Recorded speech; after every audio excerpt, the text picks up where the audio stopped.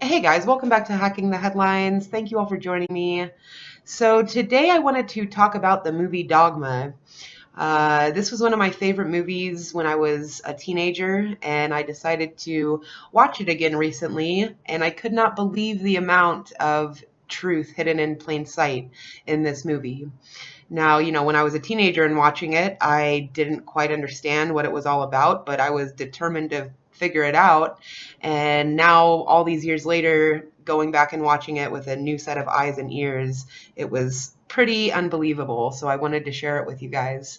So anybody who isn't familiar with the movie, it was released in the late 1990s or early 2000s, I believe, and it was starring Ben Affleck, Matt Damon, Chris Rock, Salma Hayek, and quite a few others. And it was part of the Jay and Silent Bob movie series, which I'm sure some of you are familiar with, and it was directed by Kevin Smith. And now, for anybody who's ever watched a Kevin Smith movie, you know that his movies are very raunchy. It's raunchy locker room comedy, and the normal person wouldn't expect to, get groundbreaking truths through these movies. But that's exactly where the Synagogue of Satan, or AKA the false Jews who run Hollywood, that's exactly where they love to hide the truth in plain sight, has a way of mocking us all. So just to kind of summarize the movie for anybody who hasn't seen it, Matt Damon and Ben Affleck play two fallen angels or two demons who chose Lucifer over God and have been cast down to earth for all eternity in Wisconsin as their form of punishment. They're stuck in Wisconsin for all eternity. But they end up finding a loophole because the Catholic Church is trying to change the Word of God, and they end up finding a loophole through this blasphemy that's taking place in the Catholic Church, and they end up trying to get back into the kingdom. And that's kind of what the whole story revolves around. But I'm not going to get into all that, just for some context for the following clips I'm going to show so you'll understand what's going on here.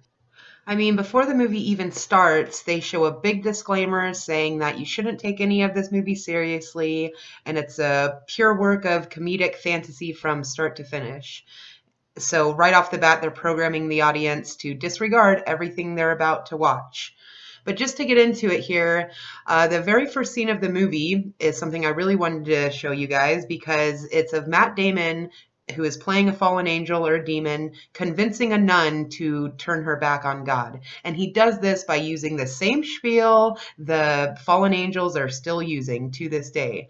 So just take a listen, and the first thing you're going to hear is the nun referencing Alice in Wonderland, of course, which is very symbolic of MK Ultra mind control and just the occult in general. So take a listen.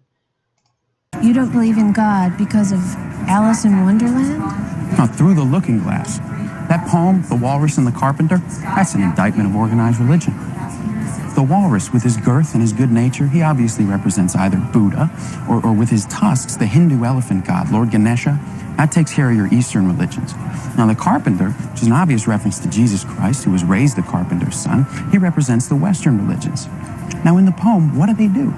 What do? They dupe all these oysters into following them and then proceed to shuck and devour the helpless creatures en masse.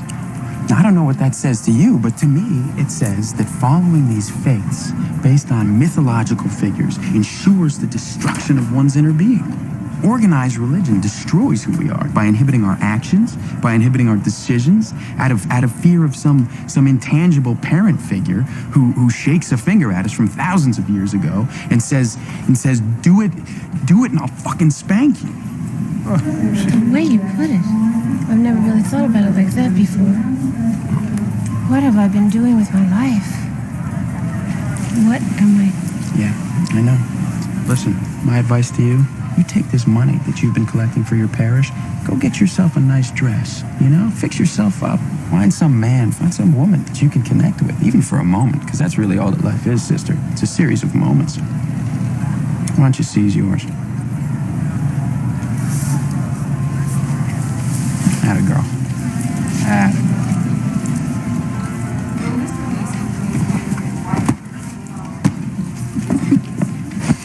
Here's what I don't get about you. You know for a fact that there is a God. You've been in his presence. He's spoken to you personally. Yet I just heard you claim to be an atheist. I just like to fuck with the clergy, man. I just love it. I love to keep those guys on their toes.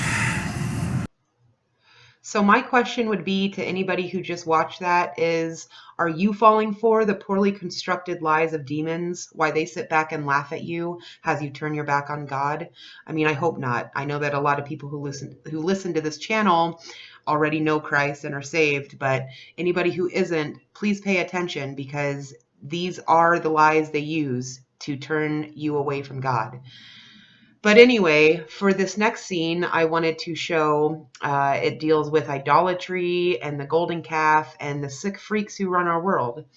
And it's of Matt Damon and Ben Affleck, who go into a board meeting at Movies, which is kind of a play on McDonald's. It's in almost every Jay and Silent Bob film. And their logo is of the golden calf. Okay, so they go into this board meeting where all the executives of Movies are meeting, and they pretty much just expose the crap out of them and show them for the sickos that they are, and call them out for the idolaters that they are. And then they do end up killing everyone. So, but just, I can't show that part, but just take a listen and you'll see what I'm talking about. You may proceed, Mon ami. I'm gonna have to start by apologizing. My friend has a bit of a penchant for the dramatic. Oh, come on. I'm trying to get it. I'm trying to relax. I'm doing. Mubi, the golden calf. Created by Nancy Goldruff, a former kindergarten teacher, in 1989. Bought by the Complex Corporation in 1991. Broadcast nationally as the Mubi Funtime Hour. Now, is there a point to this? You and your board are idolaters. You are responsible for raising an icon which draws worship from the Lord. You have broken the first commandment. More than that, I'm afraid not a one of you passes for a decent human being. Your continued existence is a mockery of morality. Like you, Mr. Burton. Last year, you cheated on your wife of 17 years 8 times. You even had sex with her best friend while you were supposed to be home watching the kids. In the bed that you and your wife share, no less. Mr. Newman, you got your girlfriend drunk at last year's Christmas party and then paid a kid from the mailroom to have sex with her while she was passed out, just so you could break up with her guilt-free when she sobbingly confessed in the morning. She killed herself 3 months later. Mr. Brace disowned his gay son. Very compassionate, Mr. Brace. Mr. Ray put his mother in a third-rate nursing home and used the profits from the sale of her home to buy an oriental rug for himself. Heavens. Mr. Barker flew to Thailand on the company account to have sex with an 11-year-old boy. Mr. Holtzman okayed the production of movie dolls from materials he knew to be toxic and unsafe because it was, survey says, less costly. You, on the other hand, are an innocent. You lead a good life. Good for you. But you, Mr. Whitland, you have more skeletons in your closet than this assembled party. I cannot even mention them aloud.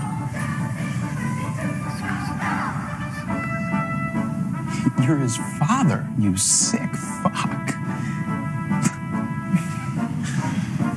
Good. Not bad, right? That's great work. Very good. Well, alone at last. You know, with the exception of Miss Price here, there isn't a decent human being amongst you. Not one. Do you know what makes a human being decent? Fear. And therein lies the problem. None of you has anything left to fear anymore. You rest comfortably in seats of inscrutable power, hiding behind your false idol, far from judgment, lives shrouded in secrecy, even from one another. But not from God. Nope. Forgot my little voodoo doll. Man, it really looks just like you, doesn't it? Look, I mean, if I believed enough in this, I wonder.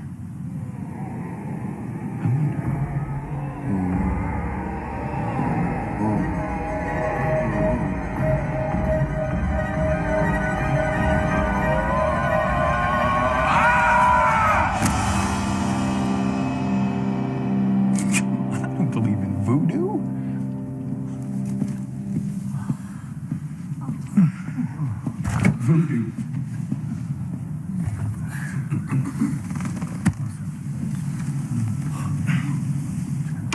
But I do believe in this. Okay, so like I said, Matt Damon goes in and shoots everybody in the boardroom after that, but I just wanted to show that clip because of how significant it was with the golden calf and idolatry, and how the people who run this world are the most depraved people you could ever imagine, and how they might escape justice while here on earth because of the systems they have created for themselves, but they'll never escape judgment of God. So I just thought that scene was really important for that reason. But this next and last clip I'm going to show is equally important because it demonstrates what the fallen angels think of us. And furthermore, it kind of paints a picture of what Lucifer might sound like in human form, more or less. And they also make some really great points about how humans treat God. So just take a listen and I'll get into it after that. The apostle is here. I noticed. Well, then you know who the chick with him was, don't I'm the you? scion, I imagine. Shit, man. Look, maybe we should rethink this whole thing. I mean, you heard the guy. He said there are consequences. And Azrael tells us we're marked. Look, man, there is more to this than we thought about. I was close. You know, I was so close. Just slitting that bitch's throat. You know how I felt? Righteous. Justified. Eager, even. You all right, man? Your eyes are kind of... I had an epiphany. See, in the beginning, it was just us and him. Angels and God. Then he created humans. Ours was designed to be a life of servitude and worship and bowing and scraping and adoration. He gave them more than he ever gave us. He gave them a choice. They choose to acknowledge God or choose to ignore him. All this time we've been down here, I've felt the absence of the divine presence, and it's pained me, as I'm sure it must have pained you. And why? Because of the way he made us. Had we been given free will, we could choose to ignore the pain like they do. But no, we're servants. Okay. You know, all I'm saying here is that one of us might need a little nap. Wake up. These humans have besmirched everything he's bestowed upon them. They were given paradise, they threw it away. They were given this planet, they destroyed it. They were favored best among all his endeavors. And some of them don't even believe he exists. And in spite of it all, he has shown them infinite fucking patience at every turn. What about us? I asked you once to lay down the sword because I felt sorry for them. What was the result? Our expulsion from paradise. Where was his infinite fucking patience then? It's not right. It's not fair. We've paid our debt. Don't you think it's time? Don't you think it's time we went home? And to do that, I think we may have to dispatch our would-be dispatchers. Wait. Kill them? You're talking about the last scion, for Christ's sake. And what about Jay and Bob? I mean, those guys were all right. Don't, my friend. See, don't let your sympathies get the best of you. They did me once. Scion or not, she's just a human. And by passing through that arch, our sins are forgiven. No harm, no foul. My God, I've heard a rant like this before. What did you say? I've heard a rant like this before. Don't you fucking do that to me. You sound like the Morning Star. You shut your You fucking do! You mouth, sound like Sam! Lucifer, man! You fucking lost it! You're not talking about going home, Bartleby. You're talking about fucking war on God. Well, fuck that. I have seen what happens to the proud when they take on the throne. I'm going back to Wisconsin. We're going home, Loki. And no one, not you, not even the Almighty himself, is gonna make that otherwise.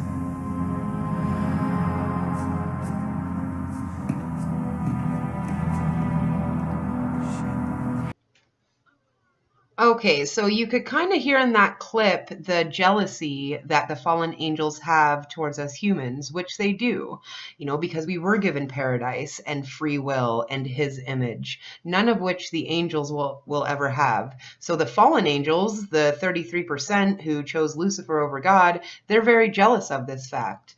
And, the only move left really for them is to try to lead as many souls as possible astray so that they can all be as miserable as they are for all eternity. And, I just thought this movie was a really good example of these things. Not to say that this is a good movie for biblical teachings or anything. There's a lot of poison in it as well. It is Hollywood after all. But just the fact that the people who are constantly trying to convince you that the Bible isn't real, that Jesus never existed or whatnot, the same people who have infiltrated our school systems and our media and everything else, they are the same people who are making these type of movies, hiding the truth in plain sight for all to see. Of course, it's in a goofy comedy so that no one will take it seriously, and that's how they do it, But they know the truth, and they know who they are, and they know who they work for. And this is how they reveal themselves, more or less. So I just wanted to share that with everyone. I hope everyone's having a good night out there. I will be making another video soon, so make sure you are subscribed. And please consider supporting this channel on Patreon. The link will be in the description. But until next time, guys, take care, and I'll talk to y'all soon.